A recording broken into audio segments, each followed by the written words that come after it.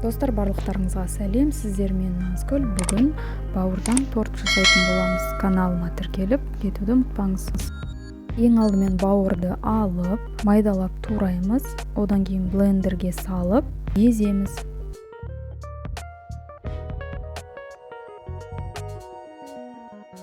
Блендермен езілгеннен кейін бауырдың үстінен бір жұмыртқаны салып, блендерді қайта қосып айналдырамыз.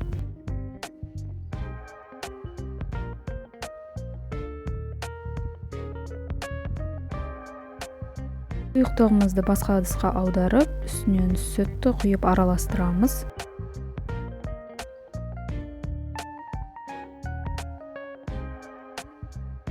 Кейін тұздаймыз.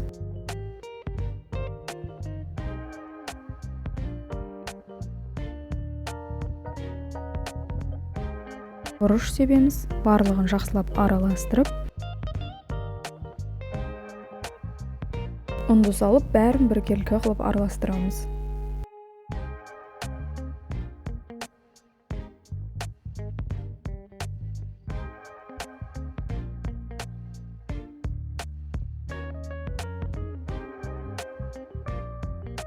Отта табамызды қыздырып, майлап, құймақ секілді құйып, екі жағынан пісіріп аламыз.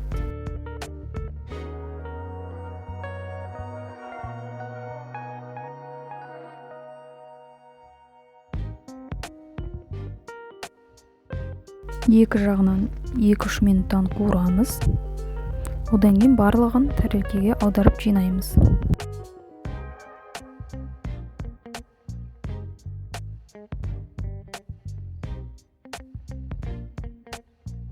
Одан кейін бір сәбізді аршып, езгіштен өткіземіз.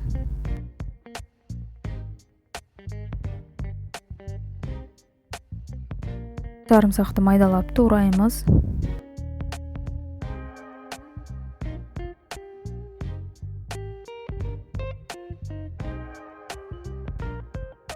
Пиязды майдалап тураймыз.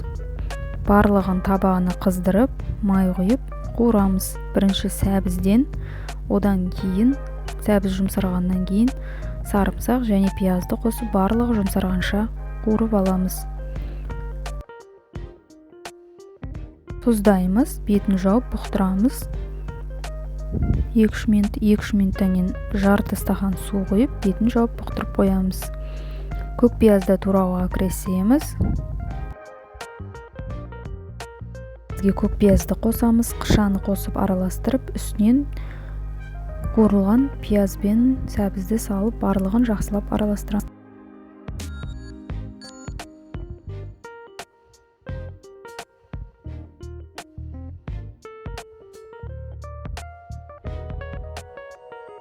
Тортымызды жинауға кірісеміз.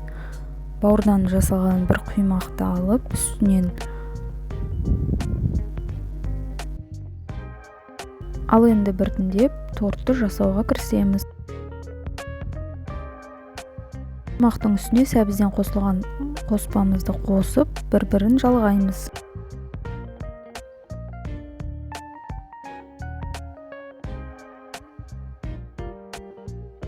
Үгітілген бауырды турап үстінен саламыз. Одан кейін көк пиязбен әрлейміз. Тоңазытқышқа жарты сағатқа қойып қоямыз.